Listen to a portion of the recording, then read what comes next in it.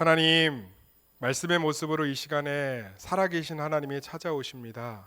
내 마음 문을 열고 찾아오시는 하나님을 내 마음으로 모시게 하여 주시옵소서. 그리하여 살아갈 일주일이 승리하는 일주일이 될 수 있도록 축복하여 주시옵소서. 예수님의 이름으로 기도드렸습니다. 기대하고 먹으라라는 제목을 가지고 말씀을 살펴보도록 하겠습니다. 한번 따라하겠습니다. 기대하고 먹으라. 나이를 먹고 인생의 연수가 늘어도요, 매번 익숙해지지 않는 것이 갑작스럽게 닥치는 고난들인 것 같아요. 그리고 갑작스럽게 닥치지 않아도 고난이 오면 참 매번 겪을 때마다 크고 작은 고난들이 녹록지 않습니다.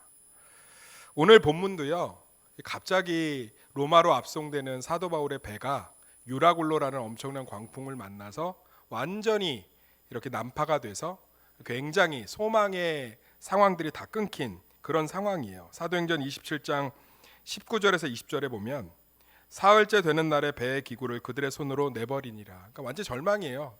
뭐 이제 거기에 있는 물건들 이런 거 다 따지지 않고 다 버리는 거예요. 사람만 빼고. 여러 날 동안 해도 별도 보이지 아니하고 큰 풍랑이 그대로 있음에 구원의 여망마저 없어졌더라. 그러니까 정말 해도 보이지 않고 달도 보이지 않고 풍랑이 잦아들지 않고 어디다 배를 댈 데가 없으니까 이제 다 죽겠구나, 그런 절망의 상황이에요.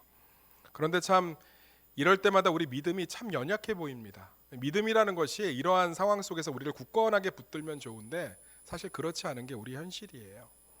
그런데 그런 우리의 모습을 보고 하나님이 어떻게 생각하시는지 오늘 이 본문을 통해서 좀 살펴보면 좋을 것 같아요. 본문을 좀 묵상하기 전에 이런 비슷한 경험을 제가 공유함으로 말미암아 좀 더 우리 삶 가운데 이런 갑작스러운 고난 또는 너무 깊은 고난 가운데 우리의 모습들이 연약한 것이 당연하다는 것을 한번 생각해 보면 좋을 것 같습니다.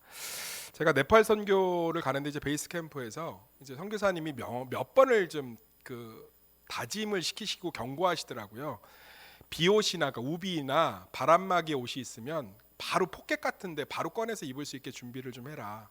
그럴 때가 좀 올 것 같다. 그러니까 꼭 준비를 하라고 몇 번을 다짐을 시키는데 그날 지금 여름보다 더 더웠거든요. 네팔이. 그러니까 앉아만 있어도 땀이 주룩주룩 나니까 아무도 그 얘기를 귀담아 듣지 않았어요.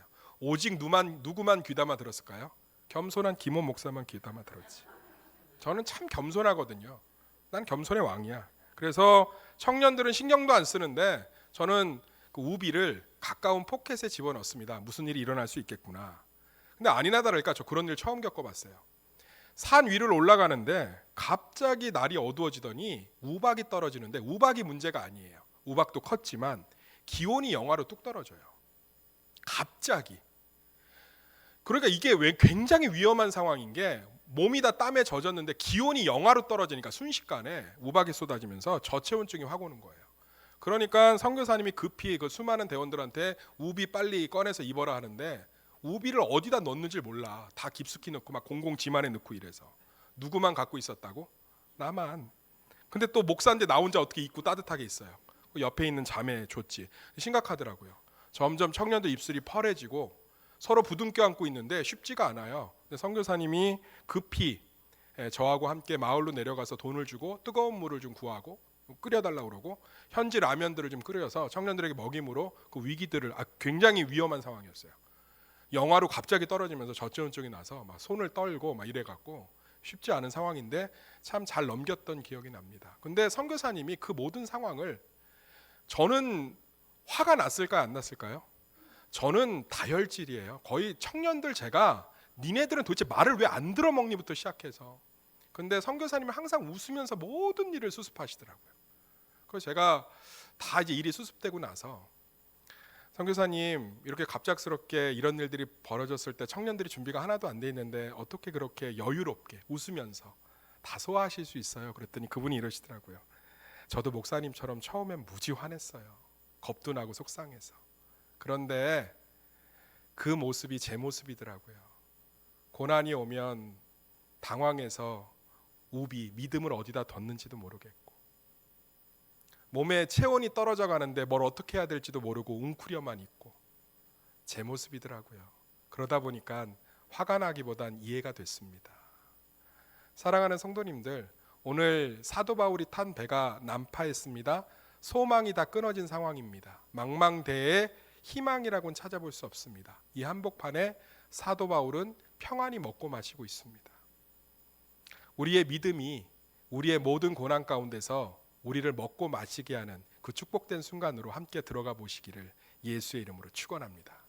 그 첫 번째가요, 절대로 반복되지 않습니다. 한번 따라하겠습니다. 절대로 반복되지 않습니다. 29절에서 32절 말씀 네 구절 읽겠습니다. 시작. 암초에 걸릴까 하여 고물로 단 넷을 내리고 날이 새기를 고대하니라. 사공들이 도망하고자 하여 이물에서 닻을 내리는 채하고 거룻배를 바다에 내려놓거늘 바울이 백부장과 군인들에게 이르되 이 사람들이 배에 있지 아니하면 너희가 구원을 얻지 못하리라 하니 이에 군인들이 거룻줄을 끊어 떼어 버리니라. 사랑하는 성도님들, 우리가 고난 가운데 참 힘든 건 뭐냐면 예측이 된다는 거예요. 반복된다는 거예요. 자라보고 놀란 것은 뭐 보고 놀란다고요? 소뚜껑 보고 놀란다는 거예요. 이 사람들에게는 뱃사공의 경험이 풍부했습니다. 그리고 14일 동안 절망 가운데 있습니다. 그래서 먹지를 못해요. 그러다가 이제는 희망적인 상황이 벌어졌습니다. 멀리 항구가 보이는 거예요. 이제 배가 점점 35m, 27m로 점점 이제 육지를 향해 가고 있습니다. 이제 산 거예요. 육지가 보이면 산 거죠. 그런데 도망가려고 하고 있습니다. 배에 있는 사람들을 다 내버려 두고 사공들이 도망가려고 하고 있어요. 그것은 그들 가운데 있는 공포심이에요. 왜요? 또 죽을 수 있거든요. 그러니까 자기들만 일단 살고 봐야죠. 거기 있는 사람들 276명이라고 써 있잖아요. 그 200명, 300명 가까이 되는 사람들 다 살리다가 자기가 죽을 수 있으니까 밤에 몰래 도망가는 거죠. 사랑하는 성도님들, 우리가 고난 가운데 이기적이 되고 고난 가운데 두려움이 있고 고난 가운데 겁이 있는 이유는 고난이 힘들어서가 아니라 실제로는 고난에 대한 기억 때문에 그래요. 힘들었거든요. 아팠거든요. 통제하지 못해서 두려웠거든요. 끝을 알 수가 없어서 답답했거든요. 너무너무 무서웠거든요. 너무너무 힘들었거든요. 너무너무 떨렸거든요. 너무너무 싫었거든요. 그래서 우리는 고난의 흔적만 보여도 이미 육지가 보입니다. 항구가 보입니다. 배는 35m에서 27m, 18m, 10m 점점 육지를 향해 가고 있습니다. 그런데도 희망을 발견하지 못해요. 왜요? 겁을 먹었기 때문에. 사랑하는 성도님들, 저는 고난 가운데 두려워 떠는 성도들을 절대로 정죄하지 않습니다. 믿음 없다고 판단하지 않습니다. 그것은 우리의 경험이 만들어내는 모습입니다. 아팠기 때문에, 두려워했기 때문에. 그런데 제가 이렇게 말하고 싶습니다. 하나님이 계시기 때문에 우리의 고난은 반복되지 않습니다. 우리의 상황은 매번 똑같지 않습니다. 자라보고 놀란 가슴 소뚜껑 보고 놀랄 필요가 없습니다. 하나님은 모든 상황을 다르게 주관하시고 역사하는 줄 믿습니다. 그때는 돈이 없어 힘드셨습니까? 지금은 돈이 없어도 그렇게 내버려 두지 않으십니다. 그때 그 사람 때문에 힘들었습니까? 이제는 그렇게 내버려 두지 않습니다. 우리의 삶은 반복되지 않습니다. 하나님 때문에 매번 새롭게 되는 줄 믿습니다. 사도 바울은 거기서 그래서 평안할 수 있는 거예요. 저는 치과를 그렇게 무서워하지 않았습니다. 왜냐하면 저는 치과에 대한 경험들이 그렇게 이렇게 나쁘지 않았어요. 윙 하는 소리도 즐겁고 이 가는 냄새도 향기롭고. 그런데 치과 하나를 잘못 갔어요. 갔는데 사랑니를 발치하는데 도중에 마취가 풀렸어요. 제 몸무게를 생각하고 마취를 했어야 되는데 코끼리 같은 거 이런 거 주사를 놨어야 되는데 그러니까 마취가 도중에 풀렸어요. 그럼 다시 마취를 해주면 되는데 그날따라 선생님이 다 뽑았으니까 그냥 진행하자고 하더라고요. 근데 그때 너무너무 아팠어요. 그 뒤로부터 치과가 너무너무 무서워요. 제가 박미선 집사님네 치과 갔는데 한 그날 몇 시간 했던 것 같아요. 기억이 안 나요. 지금도. 이 천국과 지옥을 오르락내리락하고 혼이 떠나서. 그러니까 제 안에 뭐가 있어요? 근데 하나도 안 아팠거든요. 솔직히. 너무 안 아프게 해주시더라고요. 막 이뻐해 주시고 저를. 주민아 집사님 언니라고 그러던데. 막 이렇게 계속 물어봐주고 너무너무 좋았어요. 그런데도 저는 그 시간 내내 공포심에 사로잡혀 있어요. 왜죠? 과거의 기억 때문에. 또 그렇게 아프면 어떡하지? 그렇지만 그 상황은 절대 같지 않았어요. 사랑하는 성도님들, 고난 가운데 우리는 스스로 겁먹을 때가 많습니다. 괜찮아요. 하나님이 동일하게 사건을 끌고 가지 않으십니다. 할렐루야. 절대 우리의 삶은 반복되지 않습니다. 사도 바울도 이런 연약함을 고린도후서 11장에 그대로 고백하고 있습니다. 그들이 그리스도의 일꾼이냐 정신없는 말을 하거니와 나는 더욱 그러하도다. 내가 수고를 넘치도록 하고 옥에 갇히기도 더 많이 하고 매도 수없이 많고 여러 번 죽을 뻔하였으니 유대인에게 40에서 하나 감한 매를 5번 맞았으며 3번의 태장으로 맞고 1번 돌로 맞고 3번 파선하고, 그러니까 이런 일이 한두 번이 아닌 거예요. 배가 파선한 게. 일주야를 깊은 바다에서 지냈으며 배에 둥둥 떠갖고 바다에 떠갖고 나무 조각 잡고 일주일을 지낸 거예요. 여러 번 여행하면서 강의 위험과 강도의 위험과 돈 다 뺏겼다는 거예요. 동족의 위험과 이방인의 위험과 시내의 위험과 광야의 위험과 바다의 위험과 거짓 형제 중의 위험을 당하고 사기당했다는 거예요.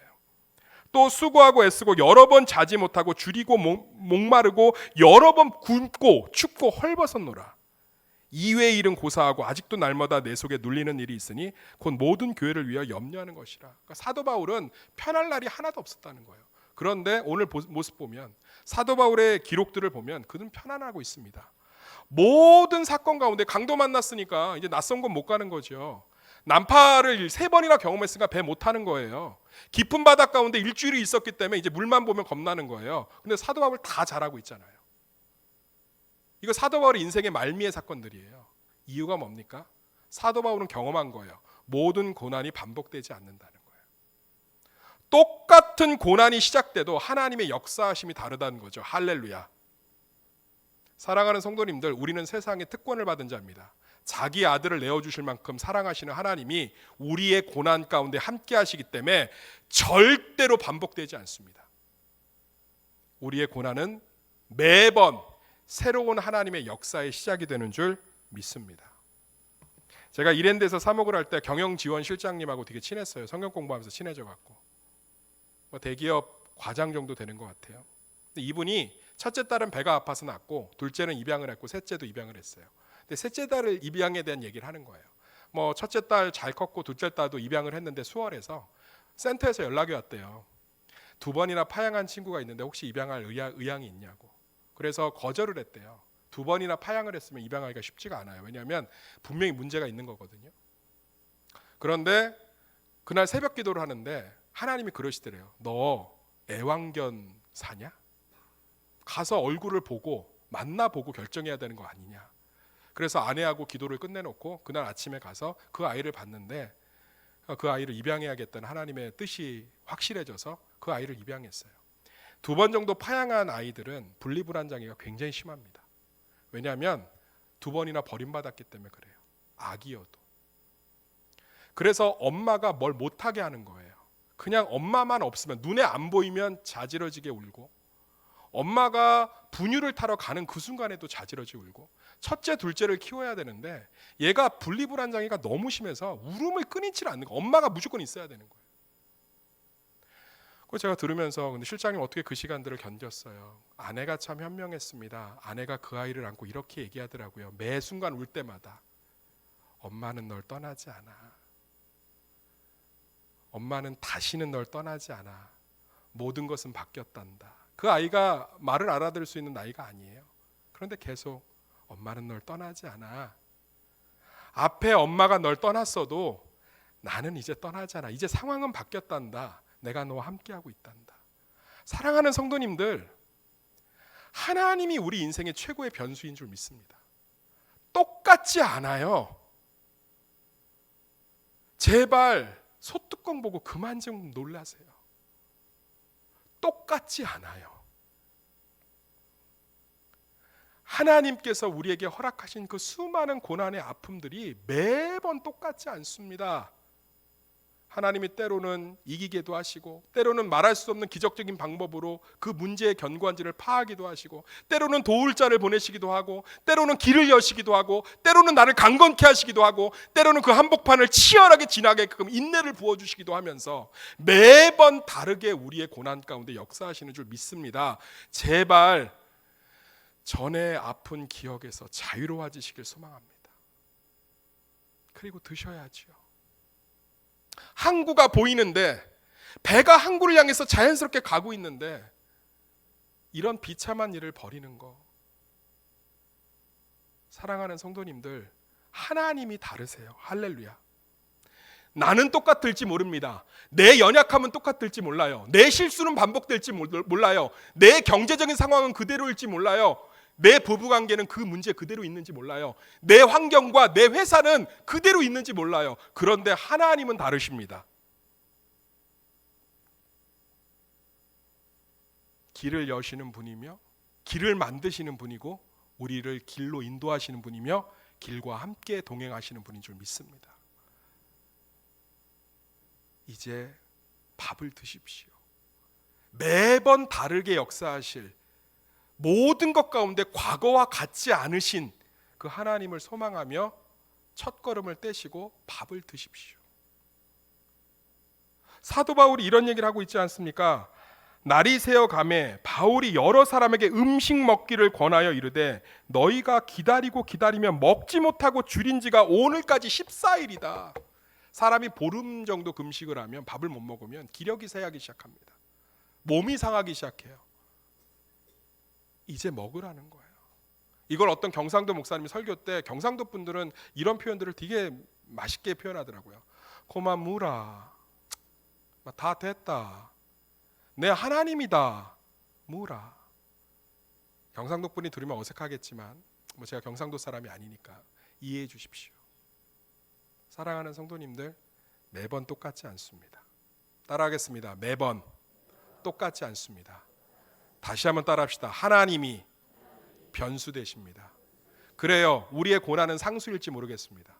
우리의 이성은 상수일지 모르겠어요. 그 고난이 예측됩니다. 이 고난의 끝이 보입니다. 이 고난의 과정이 나를 어떻게 힘들게 할지 보입니다. 그래서 고난이 시작되자마자 우리는 몸서리치게 힘들어합니다. 그래요. 우리의 이성은, 우리의 합리성은, 우리의 머리는, 우리의 경험은 상수일지 모르겠어요. 그러나 하나님은 완전한 변수 되시는 줄 믿습니다. 그래요. 우리가 죄 가운데 그렇게 죽어서 지옥 가는 건 상수예요. 그런데 하늘 보좌를 버리고 그분이 이 땅에 오심으로 말미암아 변수가 일어나기 시작했습니다. 할렐루야.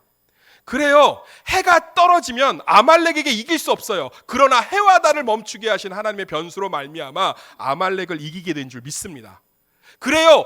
눈앞에 바다가 있으면 절대로 건널 수 없는 거예요. 그런데 홍해를 가르시는 하나님의 변수가 있어서 그 상수가 깨지게 됩니다. 그래요.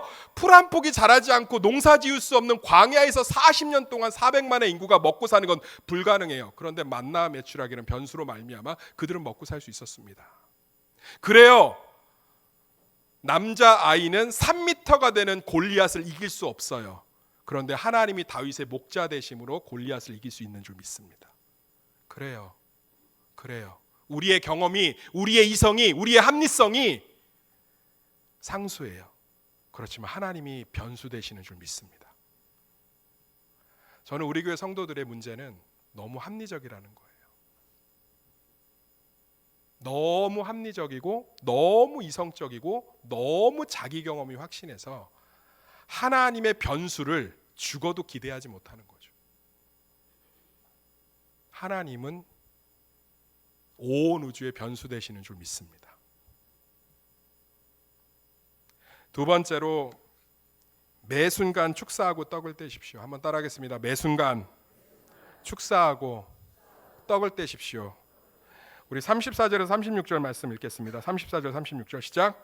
음식 먹기를 권하노니 이것이 너희의 구원을 위하는 것이요 너희 중 머리카락 하나도 잃을 자가 없으리라 하고 떡을 가져다가 모든 사람 앞에서 하나님께 축사하고 떼어 먹기를 시작하며 그들도 다 안심하고 받아 먹으니. 여기서 축사는 예수님이 하셨던 축복의 기도가 아닙니다. 하나님께 맡겨드리는 거예요. 이제 이들은 왜 먹지 못했습니까? 이 배가 어떻게 될지 모르거든요. 그 불안 때문에 먹지 못하는 거예요. 그런데 바울은 그것을 하나님께 내어드리고 나눠주고 있습니다. 사랑하는 성도님들, 고난 앞에서 우리의 믿음은 무언가를 한 방에 해결하는 우리의 위로가 되지 못합니다. 고난이 왔습니다. 그런데 내가 기도하고 무언가 하나님 앞에 열정적인 개인 경건의 생활을 하면 담대함이 임합니다. 그런데 그것이 5시간을 넘지 못합니다. 우리가 하나님의 말씀을 묵상하고 목사님의 설교를 들으면서 순간적으로 확신할 수 있습니다. 그래서 담대함이 생길 수 있습니다. 그러나 집에 돌아가서 카톡을 보면서 다시금 무너질 수 있습니다. 기도원에 올라가서 하나님께 부르짖습니다. 그리고 기대하면서 내려와 그 문제를 직면합니다. 그 문제가 더 강해진 것을 보면서 낙담할 수 있습니다. 믿음은 무언가 한 방에 해결하는 힘이 아니라 매 순간 축사하고 내어드리고 떡을 떼는 일인 줄 믿습니다. 사랑하는 성도님들, 사도 바울은 지금 오늘은 우린 파편적인 사건을 살펴봤지만 27장 전체에 14일 동안 이 사람들은 완전히 절망하고 있습니다. 사도 바울이 거기서 한 게 뭐냐? 형, 난 예수 믿으니까 밥 먹어야지. 이게 한 게 아니라요.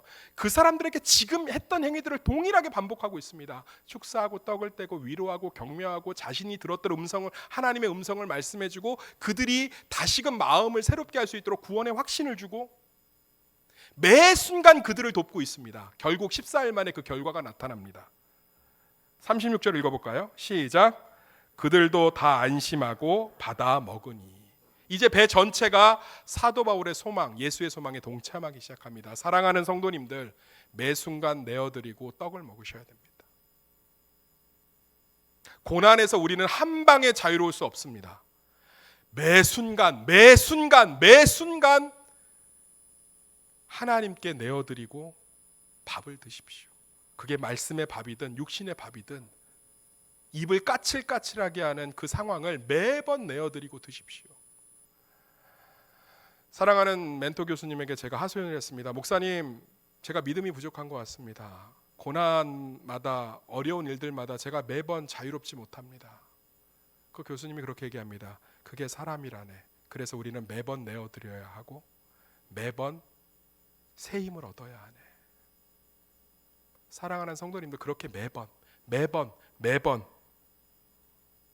그러나 오늘 36절 말씀, 38절 말씀처럼 우리는 완전히 36절 말씀처럼 완전히 자유하게 될 줄 믿습니다. 할렐루야. 사랑하는 성도님들, 매 순간 축사 내어드리고 떡을 드십시오. 그래서 우리의 절망이 우리를 완전히 잠식하지 못하게 이겨내시기를 소망합니다.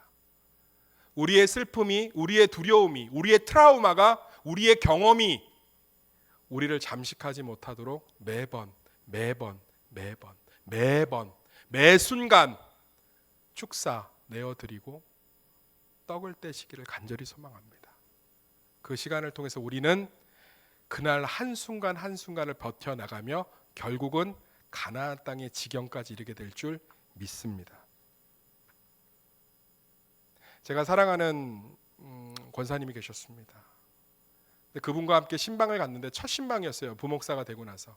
그 집안이 경제적으로 굉장히 힘든 상황이었습니다. 제가 봐도 바울의 상황과 비교해도 될 만큼 경제적으로 완전히 앞뒤가 꽉꽉 막힌 상황이었어요. 저는 굉장한 기대감을 갖고 그 신방에 갔습니다. 내가 말씀을 전하면 위로를 받겠지. 내가 안수를 하면 위로를 받겠지. 내가 축도를 하면 위로를 받겠지. 천만에요. 제가 어떤 설교를 하고 어떤 확신을 심어줘도 그 눈빛은 변함없는 눈빛이었습니다. 제 상황은 그대로입니다. 정말 하나님이 역사하실까요? 저는 이제 무엇을 붙드는 것조차 쉽지 않습니다라는 눈빛이었어요. 당황했습니다. 속으로는 화가 올라오기 시작했어요. 저렇게 믿음이 없나? 목사가 와서 말씀을 줬는데? 그런데 제 옆에 있던 권사님이 이렇게 얘기합니다. 하나님을 다시금 신뢰해야지. 목사 말도 안 들었는데 권사 말을 들었겠어요? 그런데 그 권사님의 모습은 거기서 시작되는 거예요. 볼 때마다 그분을 볼 때마다 하나님을 신뢰해야지. 하나님을 신뢰해야지. 그러면 어디 가서 희망을 찾겠어? 하나님을 신뢰해야지. 하나님께 기도해야지. 그런데 어느 순간에 그분이 그 축사하고 매 순간 떡을 떼던 그 모습들 안에서 회복이 일어나는 거예요. 할렐루야. 그리고서는 문제가 그대로임에도 완전히 믿음을 회복하고, 지금은 굉장히 잘 됐습니다. 믿음을 회복하고 나서 구역원들 안에서 저희 교구에서 간증을 합니다. 저는 김호 목사님 신방을 받고 이렇게 회복됐습니다라고 할 줄 알았어요. 그 말은 한마디도 없습니다. 권사님이 매 순간 그런 얘기를 했을 때 짜증났대요. 그런데 어느 순간에 그 떡이 내 안으로 들어오고, 할렐루야, 그 내어드림이 내 영혼을 회복하고 있더라. 사도 바울은 14일 동안 이 일을 반복했습니다. 14일 만에 그들은 안심하고 떡을 먹기 시작하고 삶의 소망을 붙들기 시작합니다. 매 순간 힘드시죠? 서로가 떡을 떼고 내어드리며 한 발자국 한 발자국 함께 갑시다. 내가 조금 더 힘이 있으면 그 사람 더 손잡아주고, 매 순간순간 흔들리고 절망할 때마다 다시금 축사하고 떡을 떼는 일을 반복하시며 주님의 구원을 기다리시기를 예수의 이름으로 축원합니다.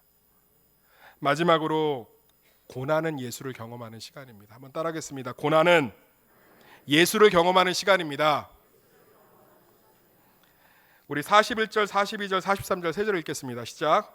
두 물이 합하여 흐르는 곳을 만나 배를 걸매 이물은 부딪혀 움직일 수 없이 불고 고물은 큰 물결에 깨어져 가니 구린들은 제수가 헤엄쳐서 도망할까 하여 그들을 죽이는 것이 좋다 하였으나 백부장이 바울을 구원하려 하여 그의 뜻을 막고 헤엄칠 줄 아는 사람들을 명하여 물에 뛰어내려 먼저 육지에 나가게 하고. 이렇게 이 사람이 답답해요. 이제 배가 물살을 만나서 급속하게 해안가로 가는 거예요. 머릿속에 떠올리세요. 이제 배가 급속도로 이제 항구로 들어가고 있습니다. 그러니까 군인들이 통제도 하기 전에 배가 도착하면 죄수들이 도망갈까 봐 그들을 죽이고자 해요. 똑같이 반복되는 거예요. 고난의 앞에서 하나님을 기대함이 없는 거예요. 소망이 없는 거죠. 이 앞에서 하나님의 구원의 음성을 듣고 하나님의 그 축사하고 떼어드리는 안식을 경험했으면서도 또 고난이 오면 그 과거에 자라보고 놀란 가서 소뚜껑 보고 놀란다고 또 겁내는 거야. 배가 이렇게 빨리 들어오면 죄수들을 묶고 죄수들을 좀 통제해서 내려야 되는데 그럴 시간이 없으니까 일단 죽여버리자는 거죠. 그런데 예수를 경험한, 바울을 통해 예수를 경험한 백부장이 그 일을 막아서게 됩니다. 사랑하는 성도님들, 우리의 고난은 매번 새로운 하나님을 경험하는 통로가 될 줄 믿습니다. 우리의 고난은 매번 새로운 하나님을 경험하는, 우리의 고난은 매번 새로운 하나님을 경험하는, 우리의 고난은 매번 완전히 다른 하나님을 경험하는 경험이 될 줄 믿습니다. 똑같지 않습니다. 우리의 고난은 똑같아도 우리의 하나님은 매번 새롭게 경험되는, 구원이 시작되는 놀라운 시간이 될 줄 믿습니다. 이게 우리 구원의 놀라운 은혜인 줄 믿습니다. 이들 안에는 기대감이 없어요. 그래서 또 똑같은 고난이 닥치자 다 죽이려고 했습니다. 앞에 선원들이 도망가려고 했던 것처럼. 그러나 백부장, 이제 하나님을 경험한 백부장은 바울을 살리고자 하여 그들을 내버려 두게 합니다. 예수님은 매번 동일한 고난을 받으셨습니다. 동족들에게 미움받았고 정죄당하고 희롱당하고 우롱당하고 조롱당하셨습니다. 매번 먹을 걸 걱정하셨고 매맞으셨고 핍박받으셨습니다. 그러나 그 예수님은 모든 것 안에서 날마다 하나님을 소망합니다. 제가 정말 좋아하는 교수님이 계세요. 고신대 상담하 하재성 교수, 우울증, 슬픔과 함께 온 하나님의 선물이라는 책이 있습니다. 꼭 읽어보세요. 굉장히 책이 좋습니다. 이분이 이 책에서 이렇게 얘기합니다. 크리스천들, 믿는 자들의 우울증 빈도수는 믿지 않는 자들의 우울증 빈도수와 동일하다.